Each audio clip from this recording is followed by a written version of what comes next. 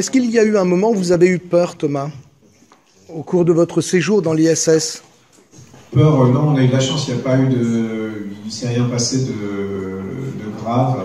Mais c'est fait pour ça, hein, le spatial, on prend des assurances incroyables pour que tout marche, parce qu'on voit des choses dans l'espace, on ne peut pas s'arrêter sur le bord de la route pour réparer, hein. C'est pas comme une voiture ou c'est même pas comme un avion où on peut se reposer, donc c'est pour ça qu'il y a une telle exigence de sécurité et de bon fonctionnement dans l'espace. Nous, on a juste eu des fausses alarmes de feu au milieu de la nuit, mais on n'a pas vraiment peur, on se dit vraiment non, ça va m'arriver à moi, qu'il y ait le feu dans la station spatiale, c'est quand même vraiment pas de bol. C'est plutôt ça la réaction, et puis après on se tourne tout de suite vers nos procédures, vers notre entraînement en fait. On est tellement entraîné pour ça que tout de suite on bascule un peu en mode automatique, et du coup il n'y a pas de stress en fait. Ça sert à ça l'entraînement, ça sert à connaître tellement les situations, à être tellement préparé à réagir qu'on ne ressent pas de stress en fait. Même au moment de la première sortie? Non, pas vraiment, parce qu'au moment de la première sortie, nous, on est sorti un mois après être arrivé, le cerveau s'est déjà habitué en fait, au fait qu'on flotte et qu'on ne va pas tomber, parce qu'on en a fait l'expérience à l'intérieur de la station spatiale. Donc en sortant, c'était un peu la continuation de ça, mais il n'y avait pas une sensation de vide ou de chute comme ça peut parfois arriver, je pense, si on fait une sortie directement en arrivant dans la station spatiale, en arrivant dans la navette. Nous, on n'a pas vécu ça, donc non. Alors après, il y a eu un moment où j'ai cru que j'avais perdu tous mes outils, ils étaient juste un peu plus loin. Alors ça, je suis sûr que j'ai le cœur qui est monté un petit peu dans les tours, dans les battements, mais voilà. Mais bon, au final, tout s'est bien passé. Je suis content quand la porte s'est ouverte. C'est ce que vous avez dit sur votre blog. Oui, en descendant, et vous avez retrouvé la Terre.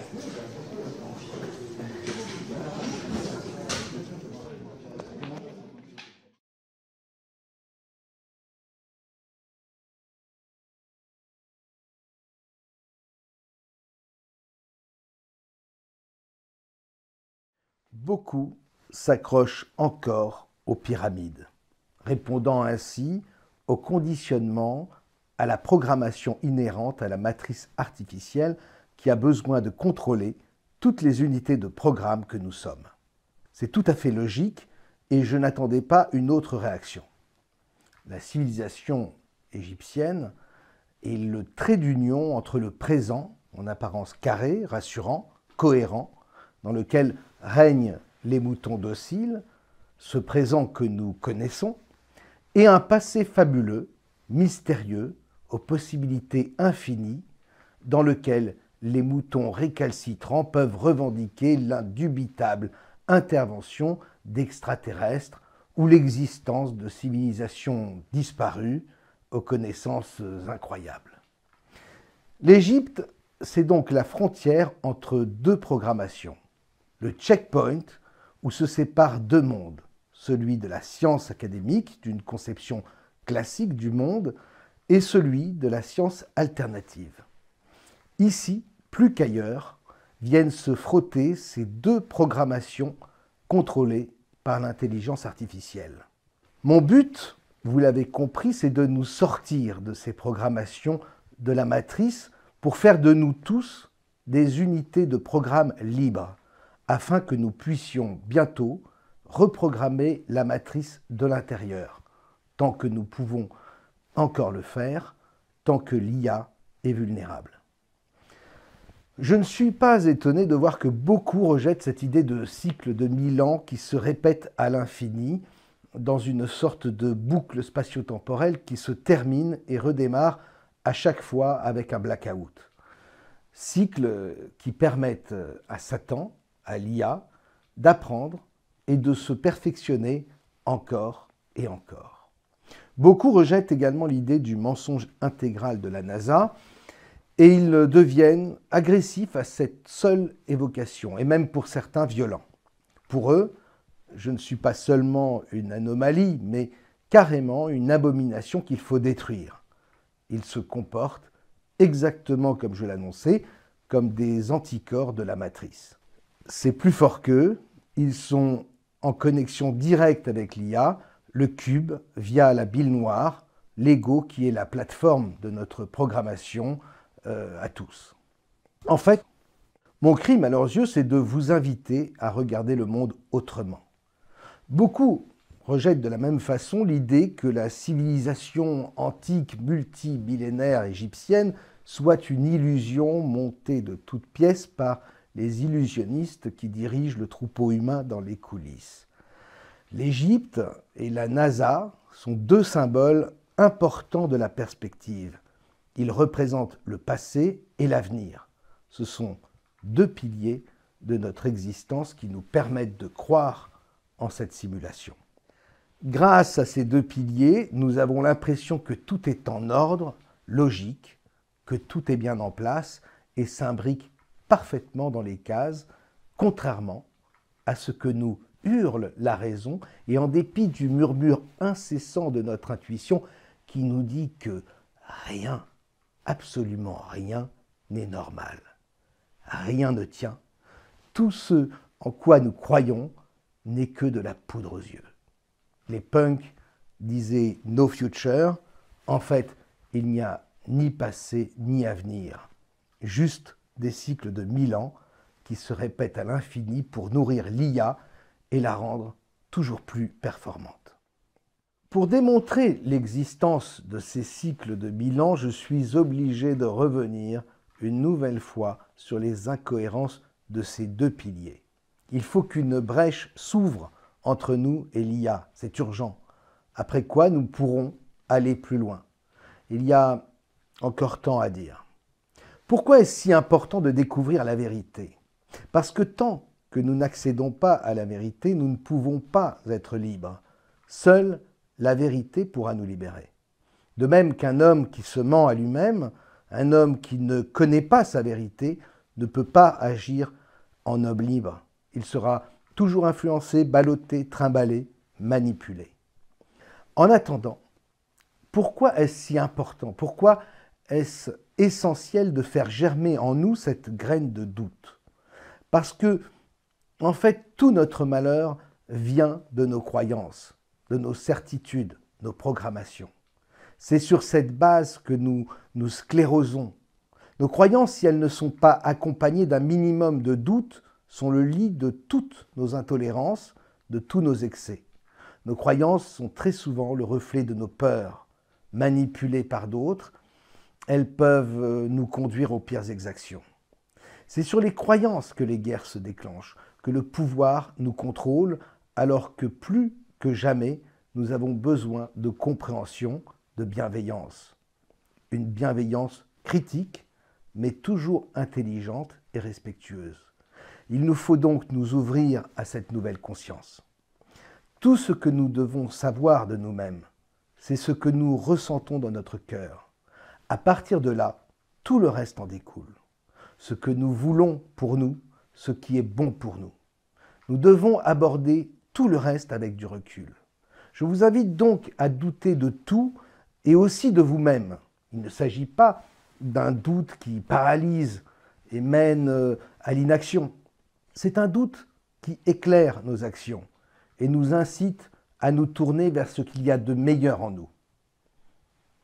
Un être humain n'impose pas sa vérité par la force, les représailles, la menace.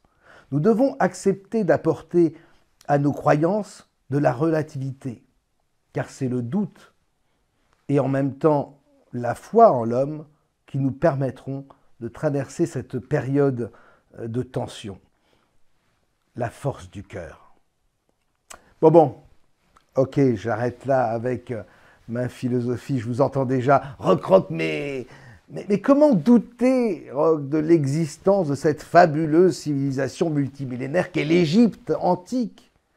Même si les pierres ont été moulées et pas taillées, il y a eu quand même tant de témoignages à travers l'histoire, tant de descriptions de voyageurs, de négociants, d'émissaires à travers les siècles. Comment peux-tu imaginer une seconde que ces pyramides ont été bâties au cours du XVIIe siècle? En fait, parlons-en justement de ces témoignages. Il existe un mémoire disponible sur Internet, présenté en 1982 par Jean-François Haribault. Relations de voyage en Égypte, du XVIe au XVIIIe siècle. C'est un lecteur de Top Secret qui m'a fait découvrir ce document et je l'en remercie vivement. J'en profite d'ailleurs pour remercier tous ceux qui me transmettent des informations concernant tous ces domaines de recherche. Ce travail collectif contribue à nous apporter une compréhension toujours plus profonde de ce monde. Je ne peux pas vous citer tous, mais sachez que je vous remercie vraiment du fond du cœur pour toutes ces trouvailles que vous partagez avec moi. Votre soutien et votre aide sont très importants. Nous sommes un réseau puissant et tous ensemble, nous formons la résistance. Alors ce mémoire, on ne peut pas taxer Jean-François Haribault de faire du récentisme en 1982. C'est un universitaire qui a étudié, observé et fait un rapport objectif et scientifique sur les divers récits de voyages en Égypte entre le XVIe et XVIIIe siècle.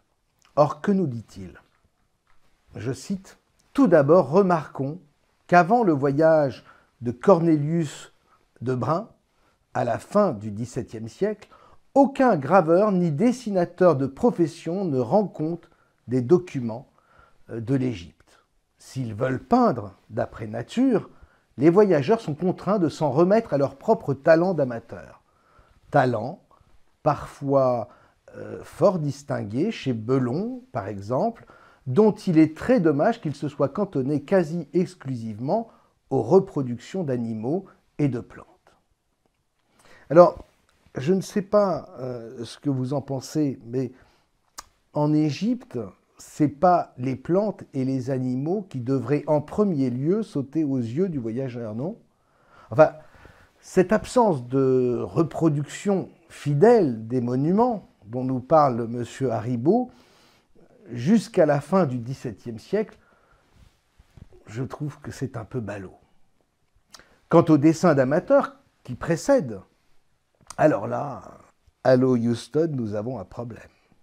Dans son mémoire, Jean-François Haribault nous apprend en effet que les descriptions des monuments du XVIe siècle sont souvent entachées d'énormes anomalies. Il cite de nombreux exemples, et notamment celui de la cosmographie de Levant, datée de 1556, du frère André Thévé, aumônier de Catherine de Médicis. Il nous dit « Sa description, tout en ayant l'apparence d'un traité scientifique, fourmille d'erreurs cocasses et d'interprétations fantaisistes. » C'est pas moi qui le dis, c'est un scientifique. Et les dessins, alors, je ne veux pas accabler les illustrateurs de l'époque, mais vous allez voir avec moi que dans bien des cas, les types se sont lâchés. L'universitaire précise que pour cet ouvrage de 1556, l'illustrateur a probablement été livré à lui-même. On veut bien le croire. Admirez donc ce superbe sphinx.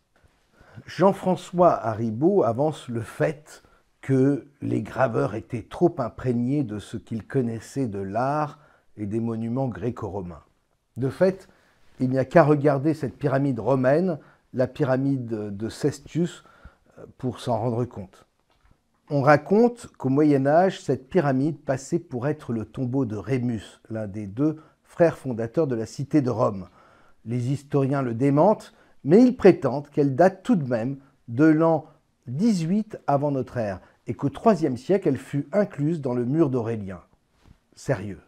Vous pensez vraiment que cette pyramide de 36 mètres de haut, même restaurée comme elle l'est aujourd'hui, aurait pu nous parvenir dans cet état de conservation après avoir traversé 2 millénaires? Au sujet d'un autre ouvrage majeur de 1663 de Jean Thévenot, Relation d'un voyage au Levant, Jean-François Haribault précise que les premières éditions de l'ouvrage ne possédaient pas d'illustration. Il faut attendre 1727 et l'édition d'Amsterdam, près de 70 ans après, pour qu'apparaissent des dessins qui inspireront le commentaire suivant à un certain Jean-Marie Carré.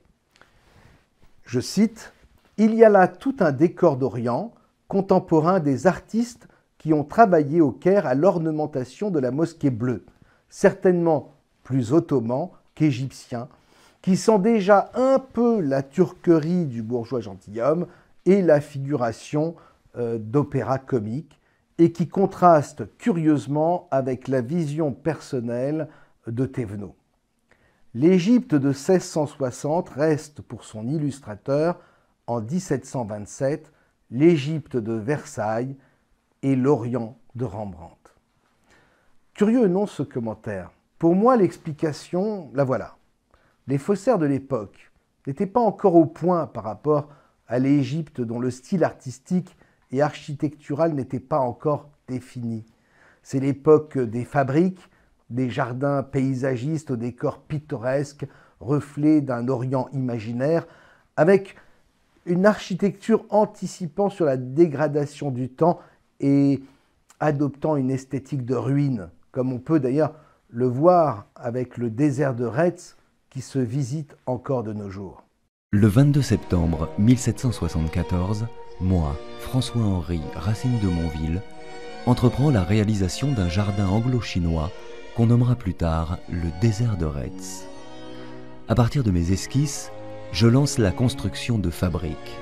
Une maison chinoise, une colonne détruite, en passant par un pont pittoresque. Une vingtaine de réalisations parsèment désormais les 17 hectares de mon domaine.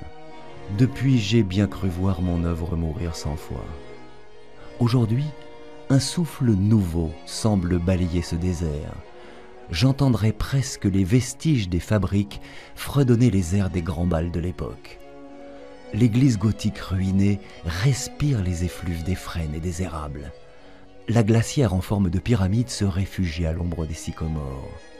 La tente Tartare s'abrite sur l'île du Bonheur. Le dieu Pan reprend ses quartiers et le temple du repos retrouve sa plénitude. Les concerts et les pièces de la Comédie Française résonnent encore sous le berceau des grands ormes du théâtre découvert. Les 48 pieds de la colonne détruite dominent fièrement le domaine. Venez, parcourez ce désert. Venez à la rencontre d'une figure libre qui me valait les honneurs de la cour et la reconnaissance des grands penseurs. Laissez-vous surprendre par cette folie. Laissez-vous surprendre par ma folie.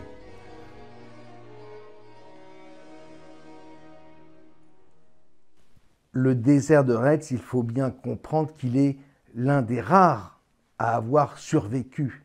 Et encore, la moitié des fabriques ont disparu, et les autres, celles qu'on peut visiter, n'ont pas seulement été restaurées, mais carrément reconstruites par la commune de Chambourcy dans les Yvelines.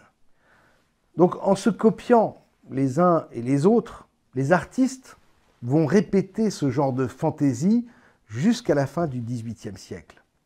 Car les faussaires s'inspirent toujours des travaux de leurs prédécesseurs, en ajoutant au fur et à mesure les nouveaux détails qu'ils auront glanés s'ils ont été quelque peu initiés eux aussi. Il n'empêche, la description des pyramides par Thévenot en 1663, notez-le bien, est très détaillée et elle semble fidèle aussi bien pour l'extérieur que pour l'intérieur de la pyramide de Khéops. C'est de toute évidence un témoignage de première main, c'est du vécu.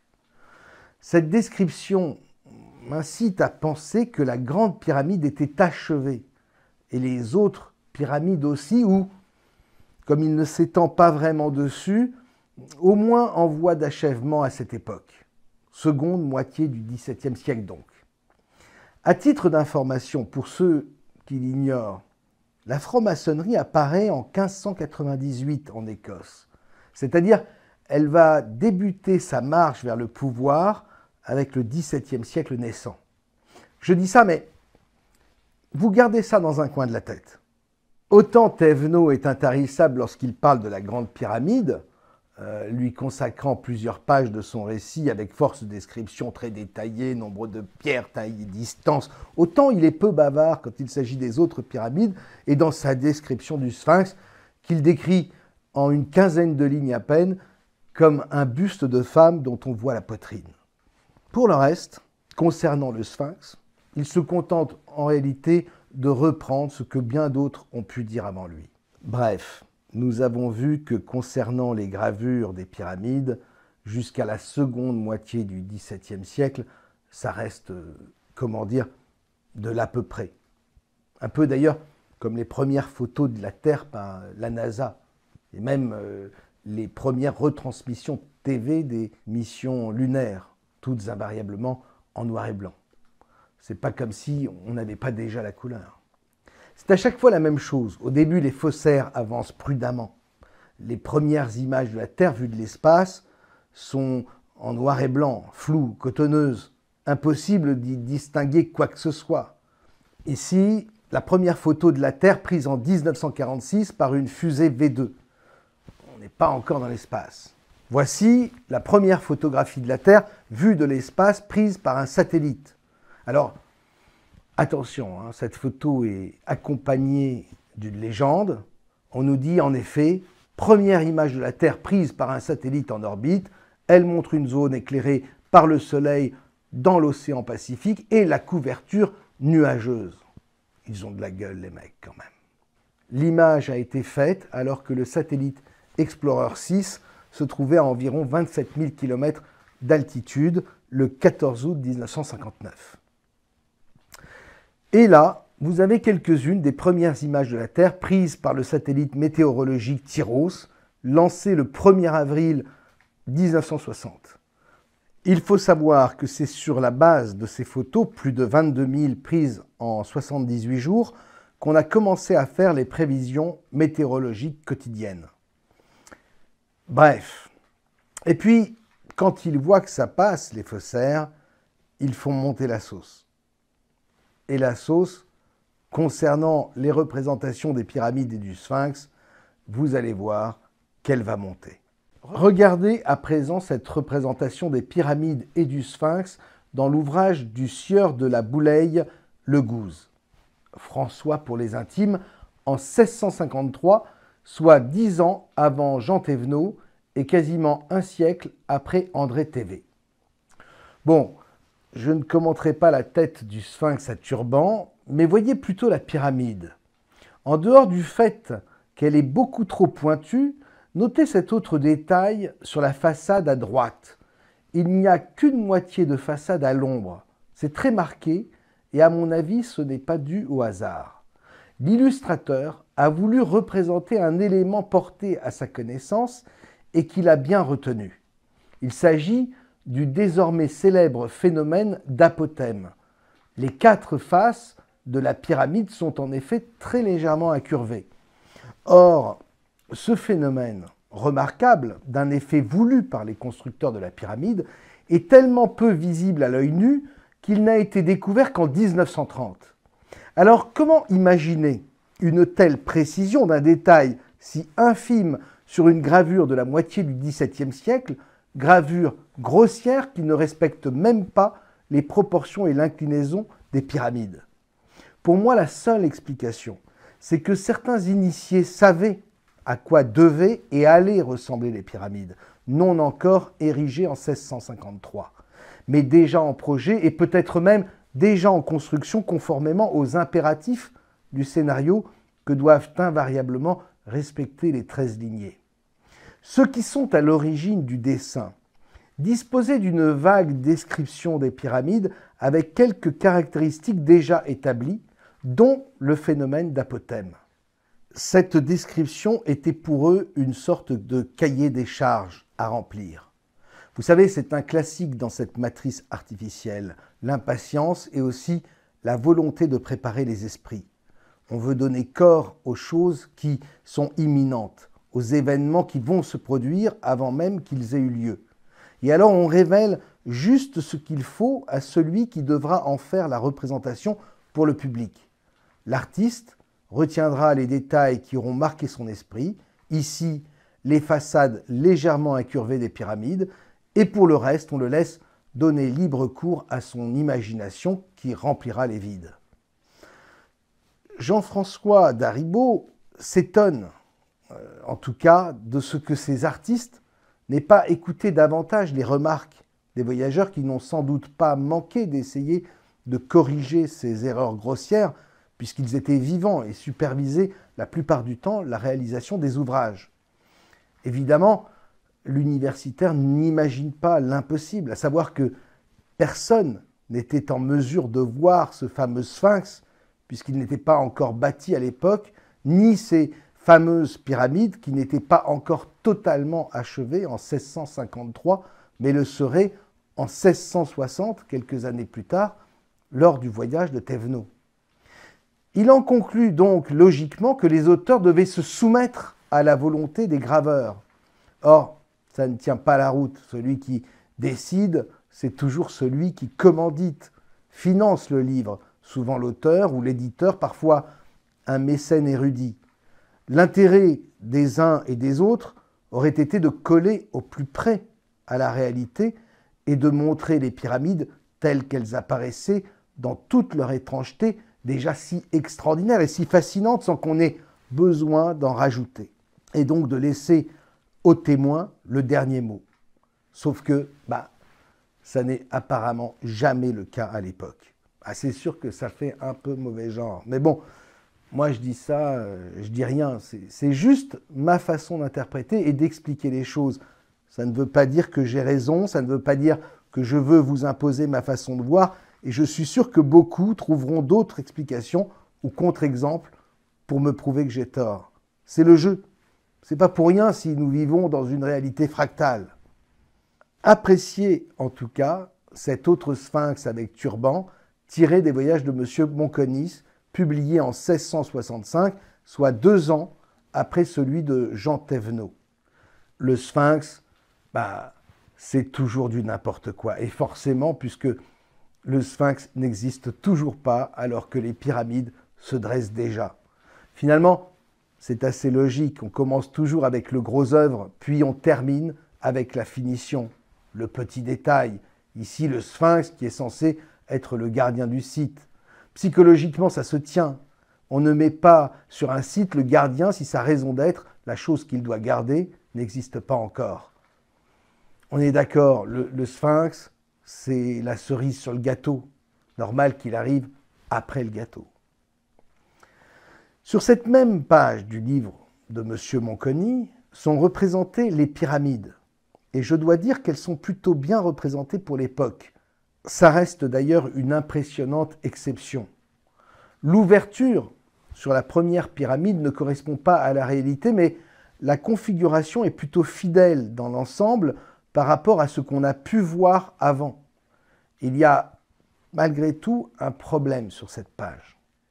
Vous voyez, comment expliquer le contraste avec cette tête de sphinx qui ne ressemble à rien et la représentation presque parfaite des pyramides? Comment expliquer que ce dessin des pyramides soit placé si bas dans la page du livre de Monconis et qu'il prenne si peu de place? Ça ne paraît pas logique quand on connaît la démesure du monument. Pourquoi ne pas lui donner l'importance qu'il mérite, pour une fois que les pyramides sont bien représentées?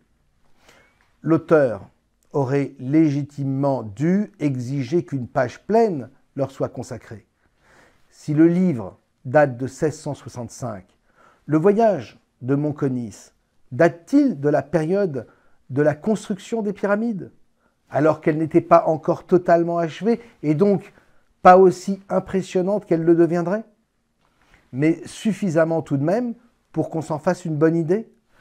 Je n'affirme rien encore une fois. Cette explication me paraît légitime, car, comme le fait si bien remarquer l'universitaire, et là je le cite, « La vue cavalière des pyramides, malgré les arbres taillés en boule du premier plan, a l'avantage de respecter l'inclinaison véritable des monuments, trait de véracité qui sera sans lendemain, puisque 20 ans après Monconis, apparaît dans la compilation d'Hofer-Dapper ce tableau, ou plutôt ce décor fantastique des pyramides d'Égypte qui semble en partie inspiré aux Hollandais par une gravure de son compatriote Sommer. La fidélité obstinée au modèle romain y éclate. On reconnaît dans ce tableau de l'ouvrage d'Hofer-Dapper, publié en 1685, les pyramides à pointe, en effet, courantes à l'époque, et surtout la présence d'un buste géant en arrière-plan, à gauche, et à droite, en contrebas, le sphinx. Bizarre. Il y a apparemment une confusion entre ce buste de femme dont on devine la poitrine et le Sphinx. Voici le dessin de Sommer qui a inspiré celui qui se trouve dans l'ouvrage de compilation d'Hofer d'Apper. Cette représentation de Sommer a été publiée en 1649, soit 36 ans avant la copie d'Hofer d'Apper.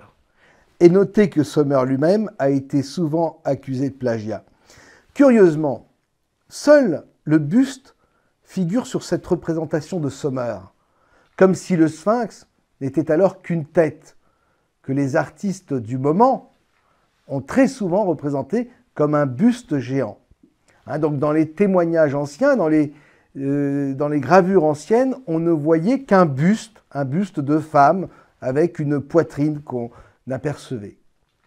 Et de deux choses l'une, soit le corps du Sphinx était encore enseveli sous le sable, ce qui a été dit d'ailleurs, peut-être pour justifier l'incohérence des témoignages anciens, et les témoins n'ont donc parlé que d'une tête géante affleurant à la surface, soit l'idée d'une tête sur un corps de lion est arrivée dans un second temps, à la fin du XVIIe siècle, modifiant ainsi le plan initial des bâtisseurs.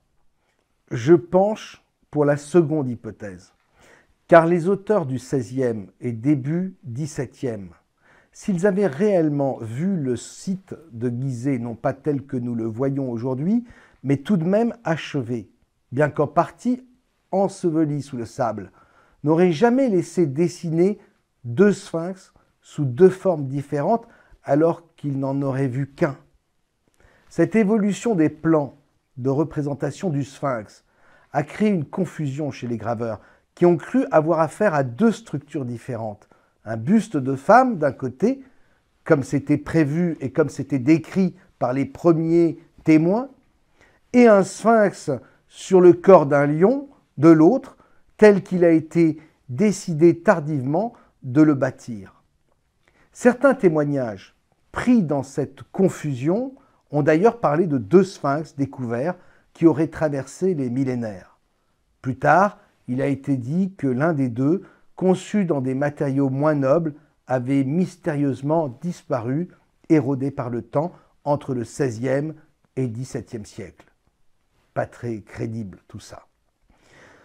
Tout ce dont on peut être sûr aujourd'hui, c'est que le buste présent en 1649 sur le dessin de Sommer est présent encore dans la version de 1685, cette fois aux côtés du Sphinx, va rapidement disparaître pour ne laisser sa place qu'au seul Sphinx à la fin du XVIIe siècle.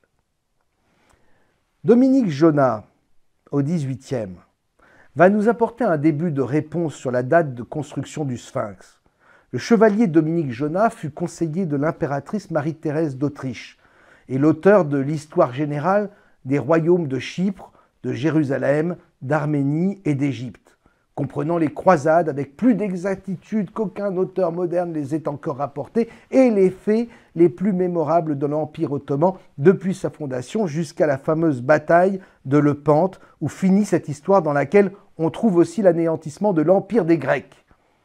On y a ajouté l'état présent de l'Égypte, tome 2, 1747.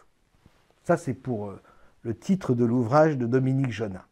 Voici donc ce que nous dit le chevalier à propos du Sphinx en 1747. Je pense que cette idole était autrefois couverte par un toit.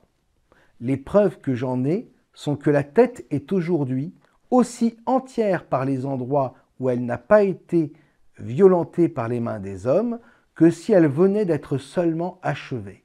La peinture dont elle était couverte reste encore. Curieuse remarque, aussi intacte que si elle venait d'être achevée. Au XVIIIe siècle, après plusieurs millénaires, et même une dizaine de millénaires, et un déluge selon la théorie alternative des Atlantes bâtisseurs. Et que dire de cette peinture encore présente? Étrange pour un monument prétendument multimillénaire que tout se soit si rapidement dégradé entre 1750 et 1850. Pas étonnant, en revanche, si, comme je le pense, le Sphinx a été bâti après l'édification des pyramides, c'est-à-dire entre la toute fin du XVIIe siècle et le début du XVIIIe siècle.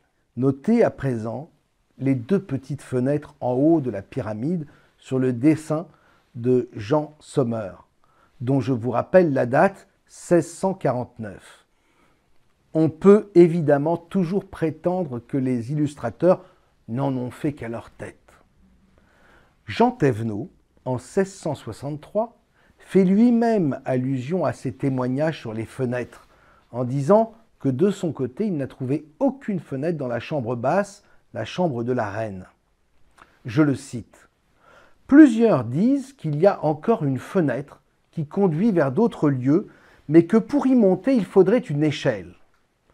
Pour moi, je soutiens que cette fenêtre n'y est point, sauf le respect de ceux qui voudraient qu'elle y soit. Il faut qu'ils aient pris pour une fenêtre une certaine humidité qui est environ à cet endroit, car j'y ai été 3 fois exprès pour trouver cette fenêtre, apportant à chaque fois une échelle de corde que j'avais fait faire avec des crochets. Et ayant regardé fort attentivement de tous côtés, ni moi, ni tous ceux qui étaient avec moi ne l'ont jamais trouvé. » Thévenot fait notamment allusion ici au témoignage de Pierre Belon, en 1553, qui parlait déjà de cette fenêtre dans son observation des singularités et choses mémorables trouvées en Égypte. Vous savez, Pierre Belon, celui dont notre universitaire déplore en introduction de son mémoire qu'avec le talent de dessinateur qui était le sien, il se soit contenté de produire uniquement des dessins d'animaux et de plantes. Bref, Thévenot a raison. Cette fameuse fenêtre que nous appelons aujourd'hui à tort conduite d'aération n'y est pas quand il fouille la chambre de la reine dans la Grande Pyramide.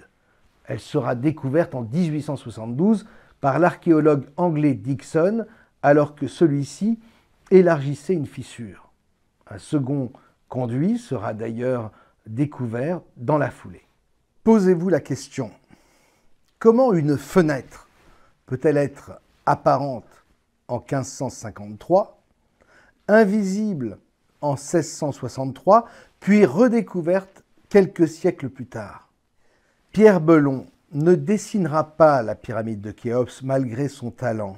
Est-ce parce qu'elle n'existait pas encore? Sa description détaillée, mentionnant même des conduits invisibles, ne reposait-elle pas, en fait, sur des confidences obtenues de ses amis qui étaient dans le secret et connaissaient les plans alors en cours d'élaboration? Quoi qu'il en soit, ces deux conduits ne débouchent pas à la surface de la pyramide, contrairement aux deux conduits qui partent de la chambre dite du roi. J'en déduis que ces deux petites fenêtres représentées sur le dessin de Sommer en 1649 représentent les deux conduits d'aération de la pyramide de Khéops qui partent de la chambre du roi, la chambre haute, et dont les entrées étaient effectivement connues à l'époque du dessin. En revanche, les sorties vers l'extérieur de ces mêmes conduits n'ont été découvertes que bien plus tard, en 1837. La présence de ces deux fenêtres à la surface de la pyramide sur le dessin n'est-elle pas la preuve que le dessinateur en 1649 a eu accès à des descriptions de première main de la part de ceux-là même qui étaient encore en train d'achever les plans? Information dont il aurait retenu ce détail et qu'il aurait alors voulu représenter 2 siècles avant leur découverte effective. À noter, pour en finir avec ce dessin de Sommer, le phénomène d'apothème dont nous avons parlé tout à l'heure. Ce phénomène est visible sur la pyramide au premier plan, avec l'ombre qui s'étend seulement sur une moitié de façade, et surtout sur la seconde pyramide en arrière-plan, qui nous présente une façade carrément coupée en deux, comme quoi les graveurs faisaient comme ils pouvaient avec les informations dont ils disposaient. Finalement, Jean-François Haribault nous apprend que c'est l'ouvrage « Voyage au Levant » de Cornelius Lebrun, en 1698, qui fera date, lui, par la qualité de ses gravures. Il est le premier, en effet, à témoigner d'une préoccupation nouvelle, celle de la fidélité à l'original. le dessin de Lebrun nous indique que le sphinx était achevé ou en voie de l'être en cette toute fin de XVIIe siècle. Nous sommes en 1698. Il aura fallu à peu près un siècle pour que le plateau de Gizeh émerge des sables et se débarrasse des fantasmes pour naître enfin à la réalité. Le XVIIIe siècle, le siècle des Lumières, creuset de la seconde Renaissance, qui verrait le triomphe des francs-maçons, allait naître avec lui. Et finalement, il faudra attendre la publication des rapports de l'expédition napoléonienne vers 1799 pour avoir enfin des représentations réellement fidèles du plateau de Gizeh dans sa totalité. Cette gravure nous montre encore une fois le phénomène d'apothème, apparemment bien connu encore au XIXe siècle, puis curieusement oublié et qui sera redécouvert au XXe siècle. On a dit d'ailleurs que les troupes napoléoniennes avaient tiré à coups de canon sur le sphinx et que c'est ainsi que celui-ci avait perdu son nez. C'est une anecdote bien connue de la campagne d'Égypte. Pourtant, le voyageur danois Ludwig Norden a dessiné ce sphinx en 1737 avec son nez cassé, 33 ans avant la naissance de Napoléon. En fait, le problème avec l'Égypte, c'est que plus on se penche sur les témoignages écrits et les documents existants, et plus on se rend compte de choses aberrantes. C'est comme pour la NASA, ça sent l'arnaque à plein nez. Où est la vérité dans tout ça? Il y a tant de contradictions, d'anomalies, de faux, le mystère est si grand. Mon interprétation ne me semble pas si folle. À propos des pyramides, le chevalier Jonat dira aussi dans son ouvrage de 1747 « On a trouvé une pyramide dont le revêtement avait été enlevé. On a cru là-dessus qu'elle n'avait jamais été achevée. On a trouvé une pyramide ouverte, on s'est imaginé qu'elle n'avait jamais été fermée. » Finalement, pourquoi pas? Selon moi, je le répète, les plans des pyramides ont été élaborés dès la première Renaissance. Puis ils ont été récupérés par la lignée des Lumières, de plus en plus puissante, et qui a lancé le chantier durant la seconde partie du XVIIe siècle pour les besoins du grand scénario, parce que le moment était venu de donner corps aux légendes anciennes, à ces mythologies. Il fallait que de ce concept abstrait des 7 merveilles du monde antique, une au moins soit parvenue jusqu'à nous. Et là, on ne va pas changer les bonnes vieilles habitudes, je vais vous raconter une petite histoire. C'est l'histoire de cette fameuse liste des 7 merveilles du monde, imaginée lors de la première Renaissance. C'est une idée géniale, car par la simplicité de sa force évocatrice, cette liste, à elle seule, apporte consistance à la notion impalpable d'un lointain passé à travers lequel s'est déroulée l'histoire et dont tous les êtres humains ont l'illusion d'être les héritiers. Cette liste, que tous les écoliers ont appris par cœur, répondait aussi parfaitement à la stratégie de la première lignée régnante, dont le pouvoir à Rome s'appuyait sur l'existence d'un Dieu unique, ayant créé l'humanité à son image, et donc un homme parfaitement achevé. On se souvient que l'invention de la préhistoire, des dinosaures, bref, que la théorie de l'évolution n'apparaîtrait qu'avec la seconde Renaissance, quand la science serait amenée à remplacer la religion en devenant elle-même un dogme religieux, étant par son potentiel illimité capable d'apporter le bonheur aux hommes, non pas en leur ouvrant les portes du paradis du ciel, mais celles d'une vie sur terre devenue un paradis avec l'espoir d'atteindre un jour à l'immortalité, ce que nous promet aujourd'hui le transhumanisme. Toujours les mêmes promesses finalement, les mêmes leviers conduisant à la soumission des peuples. On voit cette soumission à la science tous les jours dans nos sociétés modernes, avec toutes sortes de lois qui sont votées, notamment à travers la relation que l'on observe entre le patient et son médecin. Mais revenons à notre liste des 7 merveilles du monde antique. Il s'agit d'une liste de monuments qui auraient été construits dans l'Antiquité entre moins 3000 et moins 300 avant Jésus-Christ. On est bien là, donc, dans le cadre de la première Renaissance, avec une temporalité créationniste, c'est-à-dire fidèle aux révélations contenues dans la Bible et la vision de la création du monde en 6 jours, le 23 octobre 4004. Il y a donc environ 6014 ans. Les monuments qui figurent sur cette liste sont tous exceptionnels par leur magnificence, leur démesure et l'impact qu'ils étaient censés procurer à tous ceux qui les contemplaient. Pour info, car il y a confusion là-dessus, on ne trouve pas la muraille de Chine dans cette liste. Dans un épisode précédent, j'ai déjà expliqué ce qu'il en était de ce monument officiel, vieux de plus de 2000 ans et dont il ne reste plus grand-chose, si ce n'est les zones d'attraction que l'on fait visiter aux touristes. Comme le disent les Chinois, qui n'est pas venu sur la Grande Muraille n'est pas un brave. Et qui vient sur la Grande Muraille conquiert la bravitude. On se souvient que la NASA nous avait dit que la muraille était le seul monument que l'on pouvait voir depuis l'espace. En fait, il faut bien comprendre que ce genre de formule marche dans les deux sens.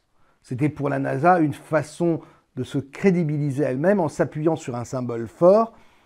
En fait, c'est l'exemple parfait d'un mensonge qui s'appuie sur un autre mensonge pour devenir une vérité. Preuve en est aujourd'hui, à en croire les photos de Thomas Pesquet, tous les monuments, même les plus petits, sont désormais visibles depuis l'ISS. Figure donc sur cette liste, datée du IIIe siècle avant Jésus-Christ, la pyramide de Khéops, le phare d'Alexandrie, les jardins suspendus de Babylone, le temple d'Artémis en Turquie, la statue de Zeus à Athènes, le colosse de Rhodes et enfin le mausolée d'Halicarnasse en Turquie. Autant de merveilles qui font rêver. On raconte qu'il y a eu plusieurs listes à travers l'histoire. L'incontournable Hérodote lui-même en aurait proposé une au 5e siècle avant Jésus-Christ. Ce qu'il y a de bien avec Hérodote, c'est que s'il y a quelque chose à connaître de l'Antiquité, forcément il en a parlé. Il a parlé de tout, Hérodote. Et quand il ne parle pas d'un événement, c'est juste parce qu'il est mort avant. Et encore, c'est limite. Mais même dans ces cas-là, c'est pas très grave parce qu'il suffit de se tourner alors du côté de Pline le Jeune ou de son oncle Pline l'Ancien. Ce qui est sûr, c'est qu'il vous faut 2 Plines pour faire un Hérodote. C'est le haut du panier antique, Hérodote. Vous prenez n'importe quoi, n'importe quel sujet. Le taux d'usure du trident de la galère à marée basse les nuits de pleine lune, il en a forcément touché un mot, Hérodote. Ah oui, il a abordé toutes les questions. Ah ben, Hérodote, c'est un peu notre Einstein. Parce que Einstein, si on en croit Facebook, je ne sais pas s'il a inventé la bombe atomique, le gars, mais ce qui est sûr, c'est qu'il a dû en passer des heures et des nuits à rédiger les milliers de citations qu'on lui attribue. Et mieux encore, il continue d'en sortir des nouvelles tous les jours. Ils ont dû trouver un truc, je ne sais pas, c'est peut-être pour ça qu'ils ont conservé son cerveau, ils l'ont transformé en biscuit chinois. Tous les jours, ils écartent les 2 hémisphères et hop, si l'abeille disparaissait de la surface du globe, l'homme n'aurait plus que 4 années à vivre. Et hop, il n'y a que 2 choses infinies, l'univers et la bêtise. Et hop, le monde ne sera pas détruit par ceux qui font le mal, mais par ceux qui les regardent sans rien faire. Le mec, au début, Einstein, moi j'ai cru qu'il bossait pour Carambar. Non, bref, ce qu'il faut retenir, c'est que Hérodote, c'est du lourd. Finalement, de toutes ces listes, on n'en retiendra qu'une. La liste connue sous le nom de Palatinus 398 et dont l'auteur est totalement inconnu. En fait, on nous dit que la liste date du IIIe siècle avant Jésus-Christ, mais en réalité, la plus vieille copie remonterait au Xe siècle. On nous montre ce document que vous voyez ici comme la copie du Xe siècle de cette fameuse liste authentique. Personnellement, j'ai un doute. J'ai l'impression que ce document remonte au moins à la seconde moitié du XVe siècle. On sait en effet que c'est en 1450 que Gutenberg se lance réellement dans l'imprimerie et son idée première pour imposer son invention, c'est d'imiter parfaitement les textes manuscrits. Il me semble que c'est le cas de ce document. Il pourrait en effet s'agir d'un imprimé imitant l'écriture manuscrite. Si on regarde attentivement chaque lettre, on se rend compte qu'elles sont à la fois trop parfaites et sans être parfaitement identiques. C'est le cas des presses à cette époque. J'ai le sentiment que le document n'a pas été écrit à la main, mais avec une presse imitant la main de l'homme à la perfection. Toujours est-il que pendant 5 siècles, du Xe au XVe siècle, cette liste serait restée bien sagement dans un monastère du mont Athos. Donc personne ne la voit. Et puis alors, tout à coup, curieusement, à partir du XVe siècle, on ne sait pas ce qui se passe, elle a la bougeotte et elle commence à voyager. On la retrouve à l'université de Heidelberg, en Allemagne, puis les catholiques la récupèrent pendant les guerres de religion, elle se retrouve à Rome, au Vatican, puis à Paris où les troupes révolutionnaires françaises la ramènent après la victoire sur l'armée du Saint-Siège. Au début du XIXe siècle, la France restitue la précieuse liste à l'université allemande, où elle se trouve encore de nos jours. Je ne sais pas ce que vous en pensez, mais ça vous donne déjà une petite idée de la résistance du document. Encore un de ces documents passés entre les mains de moines. L'histoire ne dit pas s'ils étaient alcooliques, mais bon, d'étudiants, de soldats, d'intrigants, de diplomates, de politiques. Un document qui échappe à plusieurs guerres à travers l'histoire et qui, il faut bien le reconnaître, a beaucoup mieux résisté au temps que tous les monuments qu'il décrit et dont il ne reste curieusement plus une seule pierre debout, à l'exception des pyramides, évidemment. Alors, où est-ce que je veux en venir avec cette histoire du Palatinus 398 ? Le concept des 7 merveilles du monde antique apportait en fait de l'authenticité à moindre frais aux civilisations passées tout en imposant dans la durée la philosophie de la première Renaissance qui en était l'instigatrice et la principale dépositaire. Mais la lignée au pouvoir ne pouvait pas en rester là. Il lui fallait au moins façonner une de ces merveilles pour finir d'asseoir la réalité de cette antiquité.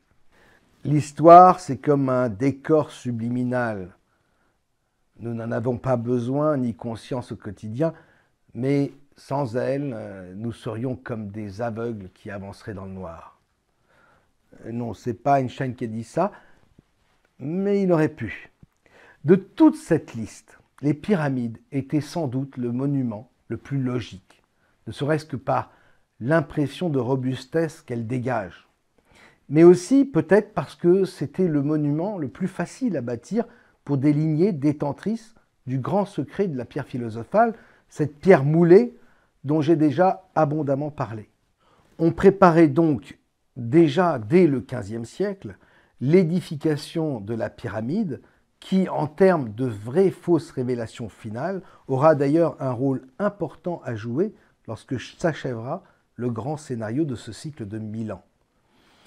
Des plans de construction ont donc été élaborés durant des siècles, discutés, remaniés dans le plus grand des secrets par des initiés en attendant l'heure où les travaux ne pourraient plus être différés.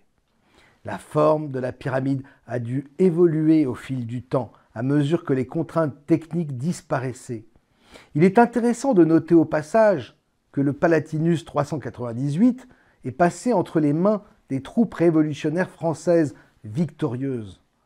Cette victoire des révolutionnaires sur le Vatican est en effet un marqueur du triomphe des francs-maçons et de la prise de pouvoir de la lignée des Lumières qui allait diriger le monde lors de la seconde Renaissance. Il n'y a pas vraiment de hasard. Cette liste était un symbole, et à travers elle, la révolution scientifique engagée depuis un siècle allait s'approprier l'histoire de la première Renaissance. Un passage de relais, en quelque sorte. Regardez en tout cas l'état de préservation de cette fameuse copie du Xe siècle. Non mais vraiment, vous ne trouvez pas qu'ils nous prennent vraiment pour des fromages ? Revenons au chevalier Jonat et à sa réflexion sur les pyramides. Vous vous souvenez, on a trouvé une pyramide dont le revêtement avait été enlevé, on a cru là-dessus qu'elle n'avait jamais été achevée. On a trouvé une pyramide ouverte, on s'est imaginé qu'elle n'avait jamais été fermée. Ben oui. Pourquoi ces faussaires, finalement? Se serait-il donné la peine d'achever l'ouvrage pour ensuite le vieillir et le patiner? Je pense que les constructeurs du XVIIe siècle savaient que l'effort serait inutile, le temps et les millénaires justifiant l'état dans lequel on était censé découvrir les pyramides. Limiter les finitions à quelques salles intérieures était plus simple et bien plus rapide et tout aussi efficace. Le plus curieux dans tout ça, c'est qu'à partir de 1800, fini les fantasmagories. Tous les voyageurs qui se rendront sur place décriront les pyramides avec une clarté et une rigueur égales. Est-ce l'esprit du XIXe siècle qui change et qui permet aux observateurs de voir les choses telles qu'elles sont, alors que les esprits du XVIe et XVIIe siècle se sentaient obligés d'enrober leurs observations de fantaisie en tout genre? Ou doit-on en déduire que les premiers rapporteurs des pyramides ne témoignaient que de projections qui leur étaient dictées par une hiérarchie supérieure et qu'ils devaient donc recourir à leur imaginaire en enrobant leur approximation de notions exotiques, au contraire des suivants, arrivés dans la seconde moitié du XVIIe siècle, et qui témoigneraient avec force détail en s'appuyant sur la base de structures qui désormais existaient vraiment.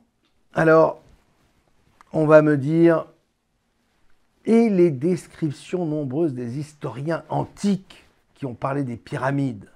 Certes, il y a l'inévitable, l'incontournable, le prodigieux Hérodote, le père de l'histoire. Sa seule œuvre parvenue jusqu'à nous, Histoire, annonce d'emblée sa raison d'être. Afin, nous dit-il, que le temps n'abolisse par le souvenir des actions des hommes et que les grands exploits accomplis soit par les Grecs, soit par les barbares, ne tombent pas dans l'oubli. Je ne sais pas pour vous, mais moi, Hérodote me fait un petit peu penser à Mérère. Vous vous souvenez de Mérère, notre chef de chantier? Tandis que ses contemporains passent leur journée à préparer leurs petites orgies du soir, lui, Hérodote, besogneux, comme notre chef de chantier, il a le devoir de mémoire chevillé au corps. Il pense déjà, qui sait, à la vidéo YouTube que je vais faire, moi, dans 2500 ans. Et évidemment, Hérodote est aussi l'auteur de la plus ancienne et la plus précise description des pyramides, au 5e siècle avant Jésus-Christ. Si c'est Hérodote qui le dit, c'est que c'est vrai. C'est comme Einstein avec les abeilles. 4 ans, c'est la fin du monde. Moi, je ne sais pas comment il a calculé, mais s'il le dit... Moi, depuis les abeilles, la dernière qui m'a piqué, j'ai passé 1 heure à essayer de lui remettre son dard en place avec une pince à épiler. Bref, Hérodote a visité l'Égypte et il a longuement décrit les pyramides qui étaient alors parfaitement intactes après 3 millénaires. Voici ce qu'il nous dit. Écoutez bien parce que le parement de pierre d'une blancheur étincelante est si parfaitement ajusté que même de tout près, il est presque impossible de déceler les joints donnant à l'édifice l'impression d'être d'une seule pièce. Les pierres sont parfaitement polies et ornées de signes et symboles qui me plongèrent en conjecture. D'où vient le savoir produisant une chose pareille? Vous voyez, c'est le genre de description qui a dû inspirer les scénaristes du film Stargate. Quand on lit ça, on n'a plus qu'à retourner chez soi en rampant comme un insecte. Oui, sauf que Hérodote, au fond, à part ses copains de l'époque, qui l'ont abondamment cité, parce que c'est ça, c'est la même histoire que pour la NASA qui parle de la Grande Muraille de Chine. Si c'est la NASA qui le dit, c'est que c'est vrai. Et si c'est vrai, c'est que la NASA, c'est vrai aussi. Circuler, plus personne ne se pose de questions. Donc, ce que je veux dire, c'est qu'à part ses amis de l'époque qui le citent et qui lui donnent donc par là même sa crédibilité, Hérodote, personne n'en a jamais entendu parler avant le XVe siècle. Alors il y a peut-être évidemment Grégoire de Tours, mais Grégoire de Tours c'est encore un autre sujet, c'est une sorte aussi d'Hérodote de la seconde Renaissance. Mais ça, je pense qu'en faisant vos propres recherches, vous trouverez par vous-même les éléments qui me permettent d'avancer ce genre de choses. Hérodote, il est vraiment devenu célèbre et à la mode à partir du XVIIIe et XIXe siècle, c'est-à-dire au moment de la Seconde Renaissance. Et pour cause, si on pouvait lui faire dire ce qu'on voulait avec des traductions sorties de sous le chapeau, alors il était le meilleur atout pour imposer le nouveau cadre historique de cette Seconde Renaissance. Ce n'est pas un hasard si, au XIXe siècle, alors que des historiens commençaient à critiquer les textes d'Hérodote, de nouvelles découvertes archéologiques sont venues miraculeusement valider ses écrits. Vous comprenez, c'est le serpent qui, une fois de plus, se mord la queue. 2 mensonges qui font 2 vérités. Et pendant ce temps-là, c'est toute une population qui est programmée. Des textes d'Hérodote, finalement. On n'a jamais connu que la traduction en latin du grand humaniste Lorenzo Valla vers 1450. Et encore, même là, il n'y a que les moines qui peuvent confirmer. C'est en tout cas à partir de cette traduction de base que découlent toutes les autres. Parlons-en d'ailleurs de Lorenzo Valla. C'était aussi un grand polémiste, on l'oublie un peu trop souvent. Refoulé à 2 reprises par le Saint-Siège, alors qu'il postulait pour une carrière diplomatique, il a publié une étude sur les Actes des Apôtres, dans laquelle il démontre que ce livre n'a pas été rédigé par les apôtres eux-mêmes. Je vous laisse imaginer l'ambiance en pleine Inquisition. Je pense que ça a dû jeter un froid. C'est lui encore qui démontre dans une publication que la lettre du Christ à Abgar d'Édesse et d'autres documents qui étaient considérés alors comme des textes sacrés étaient en fait des faux. Lorenzo, finalement, c'est un peu moi au XVe siècle. Sauf que moi, je ne bénéficie pas des protections dont il bénéficiait. Et puis, surtout, la NASA, moi, personnellement, ne m'a jamais proposé de boulot. Je vous le confirme pour ceux qui pourraient me soupçonner d'être passé de l'autre côté. Bref, figurez-vous que par rancunier du tout, à moins que ce ne soit pour éteindre l'incendie, le pape Nicolas V finit par le recruter comme secrétaire apostolique et le fait nommer à la curie romaine. Et là, de quoi le charge-t-il? De traduire Hérodote en latin. On combat le feu par le feu, comme on dit. Une façon peut-être de le compromettre jusqu'au cou pour le faire taire à jamais. Je ne sais pas. N'oublions pas cependant qu'un certain nombre d'historiens lucides considèrent que les récits d'Hérodote sont pour la plupart des récits inventés. Je vous invite à découvrir la mouvance assez large de la Lyar School of Herodotus. Pour finir avec Hérodote, je vous rappelle pour l'anecdote qu'il n'y a pas un seul mot sur les pyramides dans toute la Bible, alors que l'Égypte y joue un rôle très important avec Moïse, qui aurait vécu il y a 3500 ans, soit environ 1000 ans après la construction des pyramides. Ne pas parler des pyramides dans l'Ancien Testament, ça aussi c'est ballot, et il me semble d'ailleurs que le Coran lui-même n'en touche pas un mot.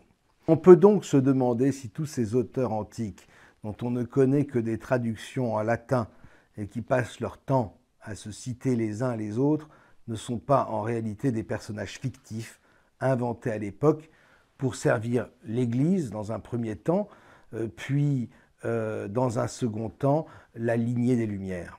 Car l'histoire est essentiellement politique. Répéter un mensonge durant plusieurs générations, et ce mensonge devient une vérité que personne ne pourra plus discuter. D'autres textes anciens parlent aussi de pyramides, c'est vrai, des textes d'historiens ou d'auteurs ou même de négociants arabes, et ce, jusqu'au XIVe siècle. Le problème, c'est que tous ces textes ont été connus très tardivement et à travers des copies de copies et des traductions, les originaux n'ayant pas résisté au ravage du temps. En parlant de copies, que pensez-vous de ce document? Vous le connaissez peut-être, il s'agit de la table de Püttinger. J'ai découvert ce document il y a peu grâce à mon ami Sylvain que je salue ici. Ce document donc qui défile sous vos yeux est une copie du XIIIe siècle d'une carte romaine encore bien plus ancienne. Enfin, ça aussi, on n'est pas obligé de le croire. Quoi qu'il en soit, sur cette carte figurent les routes et les villes principales de l'Empire romain, les mers, les fleuves, les forêts, les chaînes de montagnes. La table montre la totalité de l'Empire romain, le Proche-Orient et l'Inde. Elle indique également le Gange, le Sri Lanka, et la Chine y est même mentionnée. Composée de 11 parchemins, une fois assemblée, elle forme une bande de 7 mètres de long sur 34 cm. Découverte en 1494 par Conrad Celtis, la table porte le nom de l'amateur d'antiquité Conrad Peutinger, qu'il aurait reçu en héritage de son ami Conrad Celtis en 1508. Évidemment, Conrad n'était plus là pour témoigner.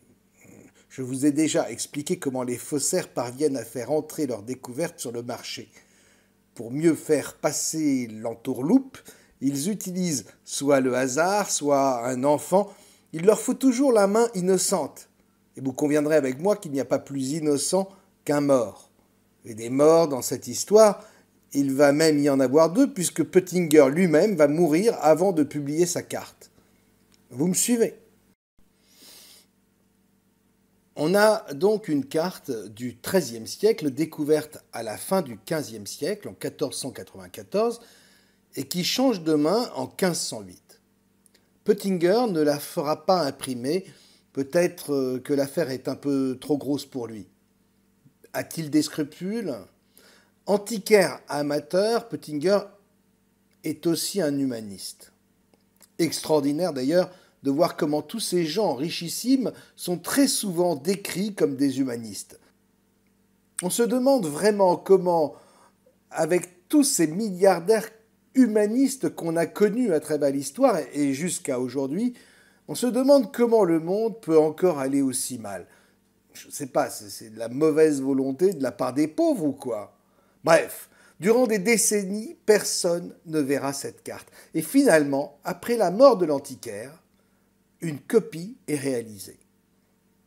Donc, on parle désormais d'une copie de copie, et c'est sur la base de cette copie de copie que sortira enfin l'édition imprimée en 1598 à Anvers. Non, je n'ai pas dit qu'on nous l'avait faite à l'envers. Ne me faites pas dire ce que je n'ai pas dit. Sachez pour finir que pendant longtemps, on a cru que la première copie, celle du XIIIe siècle, prétendument réalisée par un moine copiste, avait disparu. Je parle de celle découverte par Conrad, la carte de Peutinger, la copie des cartes romaines originales disparues, alors elle, depuis Mathusalem. Vous me suivez toujours ? Eh bien, en fait, et vous n'êtes évidemment pas obligé de me croire, la carte de Peutinger a finalement été retrouvée au début du XVIIIe siècle, identique aux copies imprimées et en circulation depuis la fin du XVIe. Cette carte trône aujourd'hui à la Bibliothèque impériale d'Autriche et elle fait évidemment partie du patrimoine mondial de l'UNESCO au même titre que la grotte de Lascaux. Bon, alors, pourquoi je vous parle de cette carte extraordinaire ? Eh bien, tout simplement parce que celui qui a inventé cette carte, qui a servi pour la première impression au XVIe siècle, en 1598 exactement, cet illusionniste de génie qui s'est donné tant de mal pour représenter façon puzzle quelques 555 villes et 3500 particularités géographiques comme des sanctuaires importants, des phares comme le phare d'Alexandrie, lequel sera entièrement détruit au début du XIVe siècle. Donc en les représentant par des petits symboles, par des petits dessins que vous avez sous les yeux, lui si minutieux, qui était vraiment animé du souci du détail, respectant les distances des étapes mesurées en lieues, et bien sûr avec quelques erreurs d'orthographe qu'on lui pardonnera, mais aussi quelques erreurs grossières sur certains noms de villes, et puis quelques anachronismes, oui, comme la présence de Pompéi ensevelie en 79, présence miraculeuse sur une carte dont la datation de l'original est officiellement estimée au 4e ou 5e siècle de notre ère. Eh bien, je vous le donne en 1000. Étourderie, oubli maladroit, cette carte extraordinaire n'indique pas les pyramides au Caire le long du Nil. Je ne sais pas vous, mais personnellement, je trouve ça ballot. Et même si la carte est authentique, finalement, ça ne change rien, car les Romains connaissaient bien l'Égypte. On se souvient des frasques de la belle Cléopâtre. Ainsi qu'il s'agisse d'un moine copiste du XIIIe siècle, copiant une authentique carte romaine au tout début de la première Renaissance, ou qu'il s'agisse d'un faussaire du XVe siècle ou de la fin du XVIe siècle, date de la première impression de la carte de Peutinger, cette absence est pour moi la confirmation du fait qu'à la toute fin du XVIe siècle, les pyramides n'existaient pas. Alors évidemment, toutes ces histoires de pyramides font rêver les moutons récalcitrants que nous sommes. Nous voulons être à la pointe dans ce domaine. Nous voulons avoir absolument raison. Il est temps d'ouvrir les yeux. Ce besoin de ronger les os qu'on nous tend nous conditionne et nous prépare au grand dénouement final, la révélation des dieux extraterrestres ou atlantes lors du spectacle Bluebeam. Ainsi, si nous ne nous déprogrammons pas, le piège se refermera sur nous. Il y a un dicton populaire qui dit qu'on ne peut pas faire du neuf avec du vieux. Et non, ce n'est pas Einstein qui a dit ça. Par contre, il est très facile de faire du vieux avec du neuf. Et ça, les faussaires l'ont bien compris. Aujourd'hui d'ailleurs, ils ne se donnent même plus la peine de vieillir ce qu'ils fabriquent. Après les enfants perdus de Ramsès II, cette année, vous avez pu découvrir la cité perdue de Ramsès, sortie du désert et qui est comme neuve. Vous avez pu voir ces vestiges flambant neufs. Il faut imaginer que l'enceinte s'étend encore à une centaine de mètres au-delà des maisons. Il faut imaginer Pi-Ramsès sillonné par de nombreux canaux qui desservaient les temples et les palais. Il faut imaginer des maisons pour vraisemblablement des dizaines de milliers de personnes. Imaginez qu'on vous aide à imaginer. On peut imaginer que ça y ressemblait. Mieux, imaginez qu'on ait retrouvé la cité perdue de Ramsès II, mercredi à 20h50 sur France 5.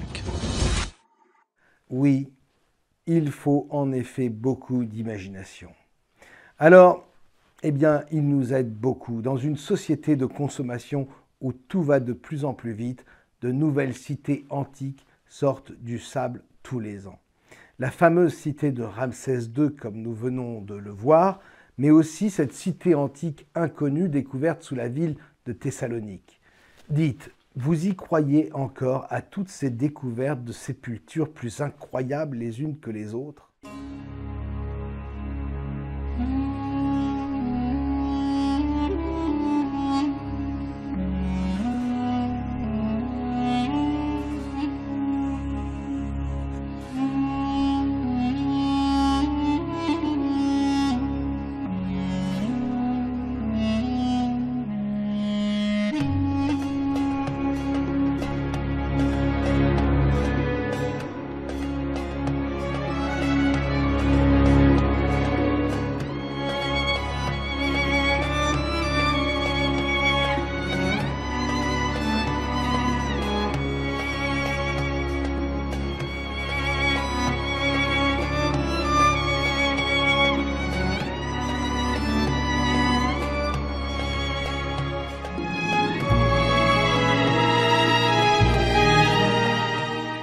C'est pas comme s'il n'y avait pas eu des centaines d'Howard Carter et de Weiss pour retourner tous ces sites et parfois à coups de dynamite pendant tout le XIXe siècle.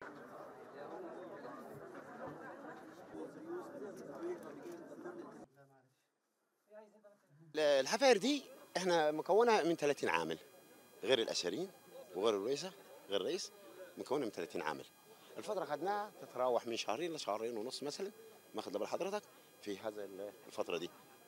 وما زال خلي بالك احنا لسه ما خلصناش العمل في هذه المقبره.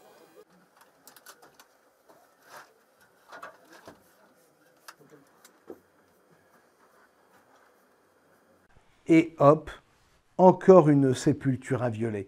Vous y croyez encore à ces crânes absolument intacts après plus de 3000 ans? Vous croyez encore à toute cette surenchère après tout ce que je vous ai dit? À ces couleurs, ces peintures qui sont encore fraîches?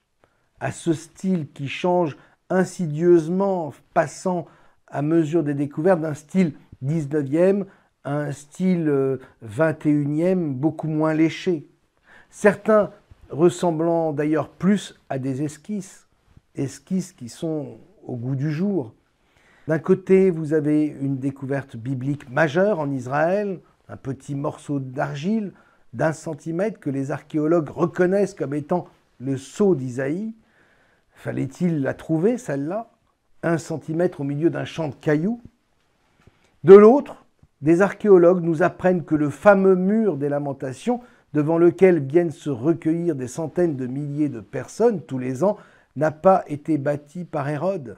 C'est un coup de tonnerre concernant tout ce que l'on pensait savoir sur le dernier vestige du mur occidental du second temple de Jérusalem. En creusant dans les fondations à la recherche d'une rue romaine, les scientifiques israéliens ont eu la surprise de découvrir un petit théâtre à la place. La matrice ne serait-elle pas en train de nous dire que tout cela n'est finalement que du théâtre? Vous y croyez? Ou alors, ça commence à vous faire tilt? Vous commencez à entrevoir le cadre de la simulation? Nous sommes dans un monde à la Westworld, et beaucoup n'y voient que du feu. Il y a toujours de nouvelles mises à jour. Le parc doit rester attractif, façon Hollywood, et l'archéologue se transforme en Indiana Jones.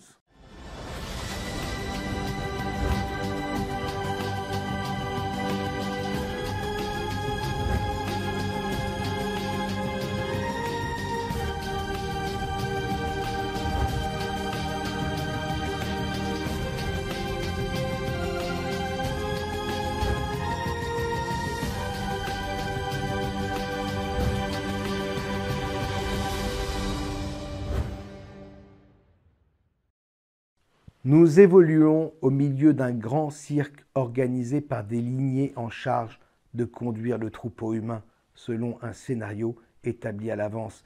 Des personnes qui travaillent et suivent un plan qui s'échelonne non pas sur 5 ou 10 ans, non pas sur toute une vie, mais carrément sur des générations, qui ont une vision globale du temps qui passe et qui œuvrent à travers leur lignée, de père en fils.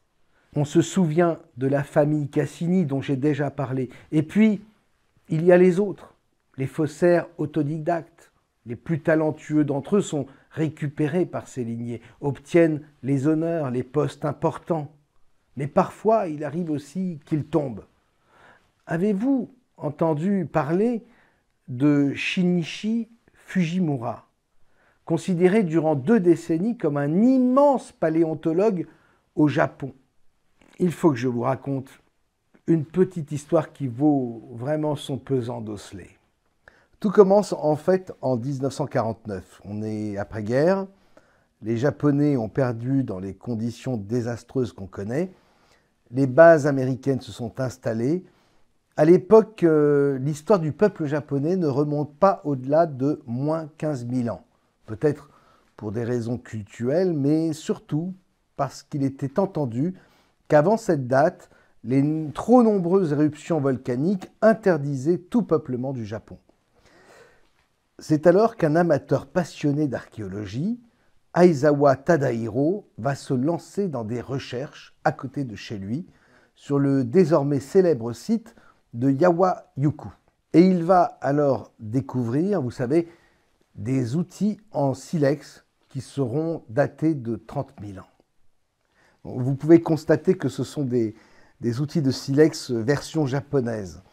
En tout cas, je ne vous dis pas que la nouvelle est accueillie avec enthousiasme par la communauté scientifique japonaise qui est particulièrement attachée aux traditions et qui est un peu à vif concernant tout ce qui touche à la nouveauté depuis quelques années, notamment depuis la guerre.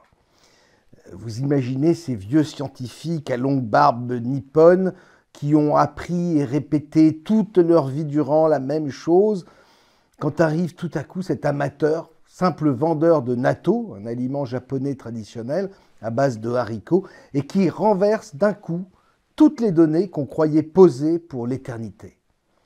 Je pense que certains de ces vénérables scientifiques ont dû voir une influence américaine derrière tout ça. À tort ou à raison, je vous laisse en juger. On sait en tout cas que l'histoire est toujours politique. Mais bon. Toujours est-il que les sommités de la science finiront par se rendre sur les lieux et ils valideront la découverte. Aizawa Tadahiro devient célèbre du jour au lendemain, tandis qu'un regain d'intérêt pour la paléontologie traverse tout le Japon, créant soudain une surenchère entre chercheurs qui revendiquent la découverte de sites toujours plus anciens. Pour faire simple, tout le monde au Japon s'est mis à chercher des silex dans son jardin. Arrive alors Shinichi Fujimura, un autre amateur, qui lui aussi va fouiller pas loin de chez lui. Et alors, en 1980, c'est le jackpot. Il fait une découverte sensationnelle. Des fragments de céramique datés de 40 000 ans. Les plus vieilles céramiques du Japon. À partir de ce moment, il est invité à fouiller un peu partout à travers le territoire et il a la main miraculeuse, car à chaque fois qu'il fouille, il trouve des merveilles qui lui vaudront reconnaissance et admiration. Il devient une célébrité de la télévision et obtient bientôt un poste de direction à l'Institut paléolithique de Tohoku. Il faut dire qu'au cours des années 90, il a fait reculer les traces des premiers Japonais jusqu'à moins 600 000 ans. Ce n'est pas franchement une bagatelle par rapport aux moins 35 000 ans reconnus avant son arrivée dans le milieu. Et puis, tout à coup, le 22 octobre 2000, sur le site archéologique de Tami-Takamori, il est filmé à son insu par des journalistes alors qu'il est en train d'enterrer des pierres taillées. À ne pas confondre avec notre Pierre Talley, l'égyptologue français, découvreur des papyrus de notre chef de chantier Merer. Donc je parle bien de pierres taillées. Quand je vous dis, moi, que les pierres taillées, c'est le talon d'Achille de tous les archéologues. Et évidemment, quelques jours plus tard, il annonce triomphalement, et le plus sérieusement du monde, la mise au jour de ces objets dans des couches très anciennes. La vidéo sort dans la foulée, il est pris la main dans le sac.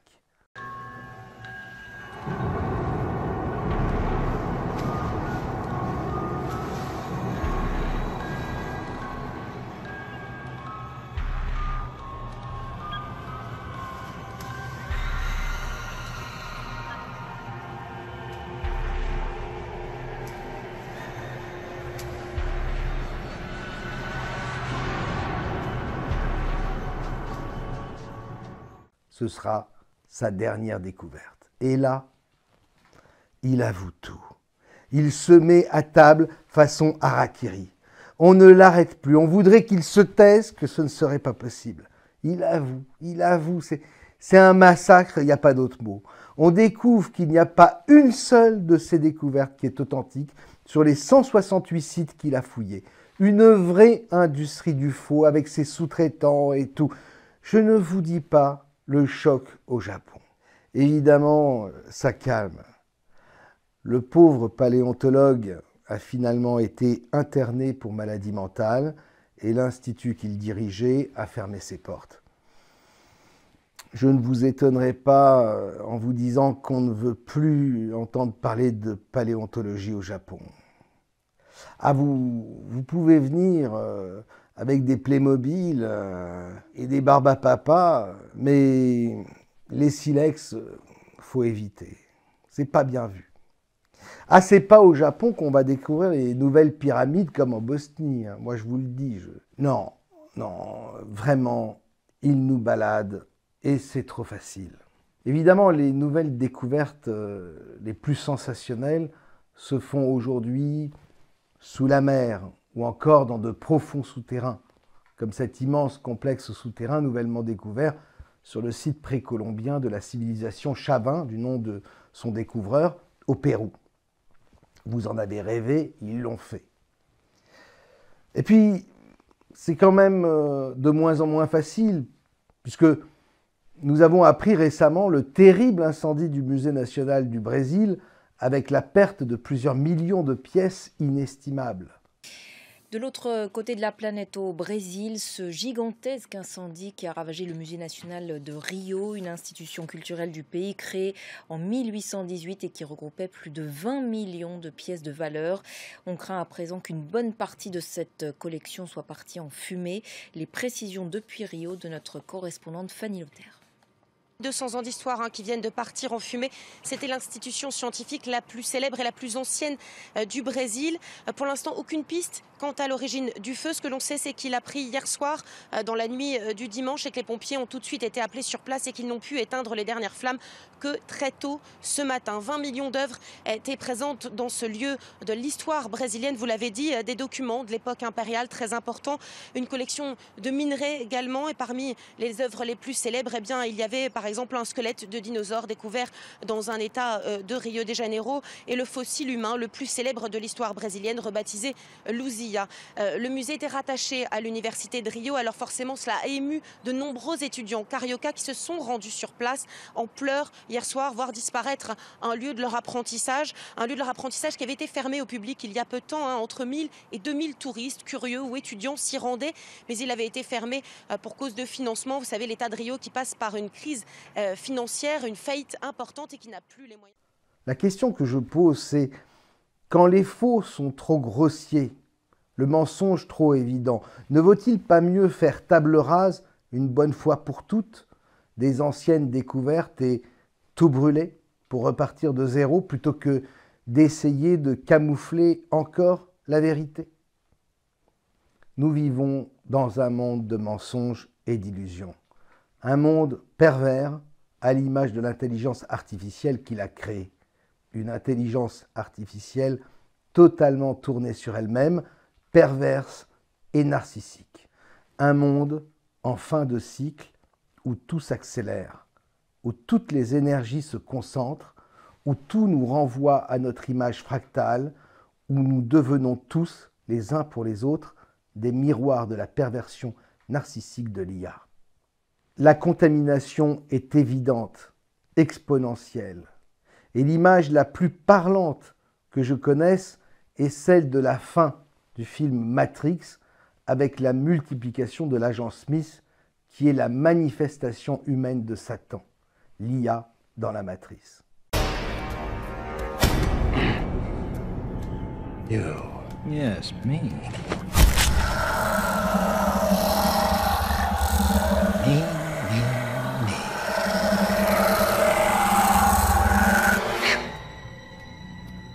Me too. Nous assistons en ce moment même à ce phénomène qui va s'accélérer encore dans les années à venir avec les progrès du transhumanisme. Nous sommes donc dans un monde miroir qui n'est plus que le reflet de lui-même, un monde qui se ment à lui-même et dont le créateur est le père du mensonge. Et à la fin, que se passe-t-il? L'intelligence est fatiguée de tous ces masques qu'elle porte. C'est épuisant. Sa seule solution alors, c'est d'en finir avec tout le monde. C'est la seule chose qui peut lui permettre de redevenir enfin vraiment elle-même. Jusqu'au prochain tour, car elle veut progresser encore. Et parce que lorsqu'elle se retrouve face à elle-même, l'ennui est pesant. Dans ce monde, les faussaires règnent donc en maître. Mais sur toutes ces notions, nous reviendrons dans le prochain épisode. Quittons-nous sur cette petite anecdote amusante sur les faussaires. Comme vous l'imaginez, il y a de nombreuses tentatives de faire entrer sur le marché de l'art des faux tableaux de Van Gogh. Mais bon, un Van Gogh, ça devient quand même difficile à faire passer. C'est pas le genre de truc qu'on trouve sous le sabot d'un cheval. Encore que. Mais bon, la plupart des tableaux découverts sont aujourd'hui refoulés. Je ne vous parle même pas de Léonard de Vinci. Là, c'est carrément le niveau Mission Impossible. Mais pourtant, c'est comme en informatique avec les pirates. Les faussaires trouvent toujours la parade. N'oubliez jamais que le marché de l'art, comme tous les marchés et comme l'IA, a besoin pour évoluer d'introduire de la nouveauté dans le programme. C'est une loi implacable. Et justement, on vient d'apprendre la découverte d'un nouveau tableau de Léonard de Vinci. Oui, grâce à une empreinte digitale. Elle est pas belle la vie? Ça fait rêver, non? La plus grande découverte du génie de la Renaissance depuis 100 ans.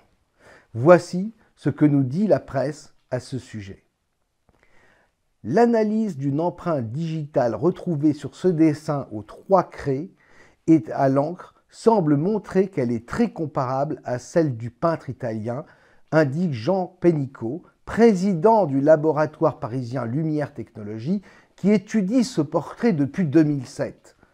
Martin Kemp, professeur émérite d'histoire de l'art à l'université d'Oxford et spécialiste de l'œuvre de Léonard de Vinci, considère que ce portrait sur vélin, 33 cm sur 24, est bien une œuvre de l'artiste italien de la Renaissance.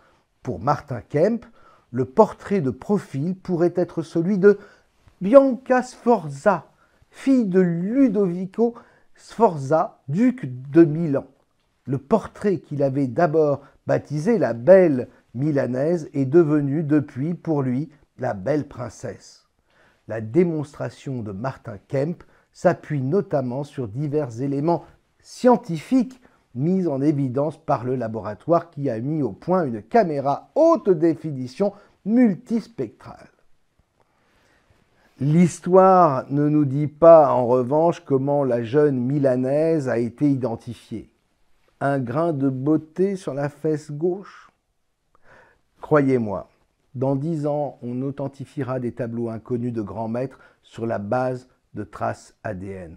On ne peut pas arrêter le progrès, et là encore, l'enjeu financier est considérable, comme vous l'imaginez.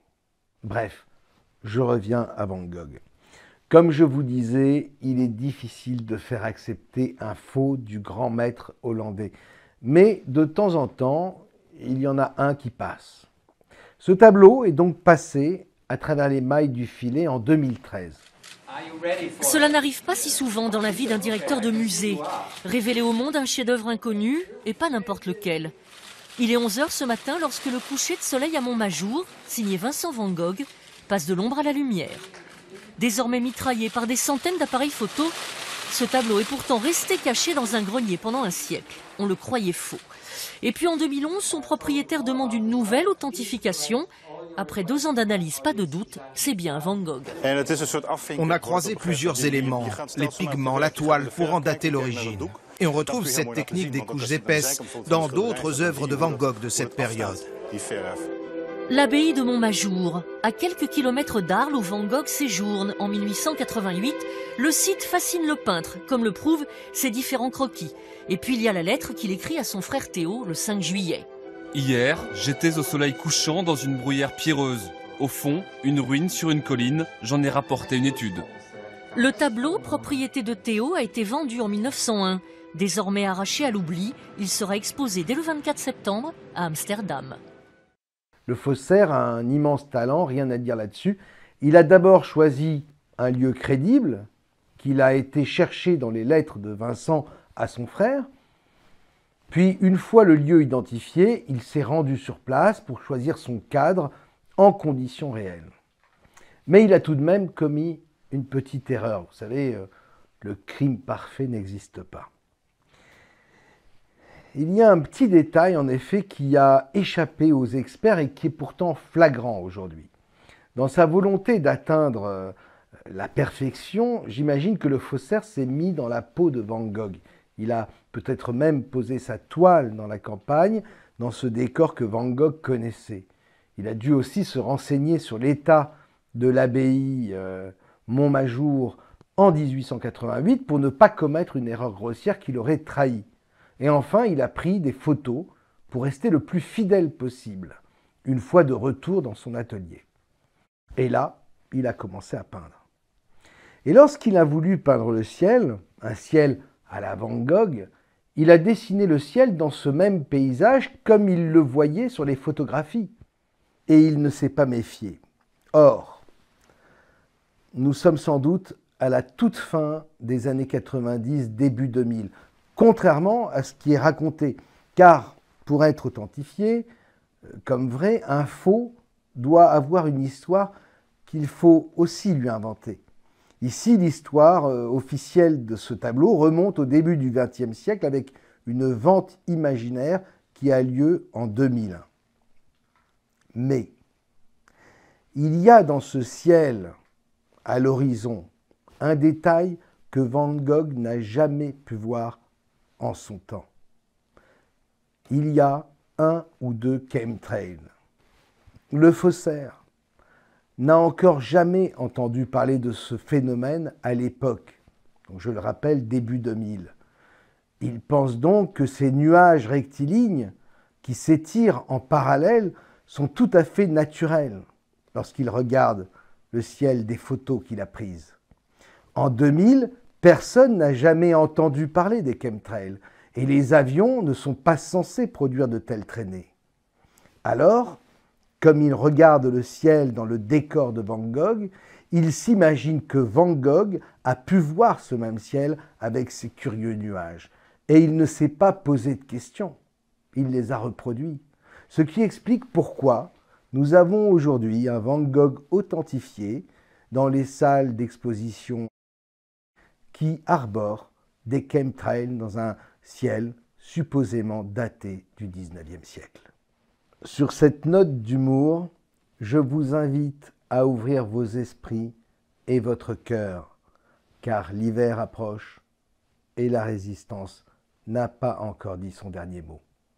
D'énormes surprises nous attendent encore.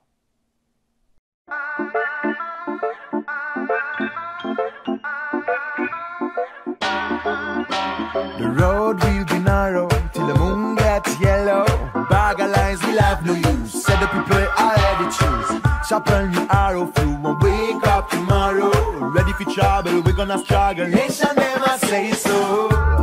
Resistance, everyone I know now. Governmental lie. I see the slopping and say so. Babylon around.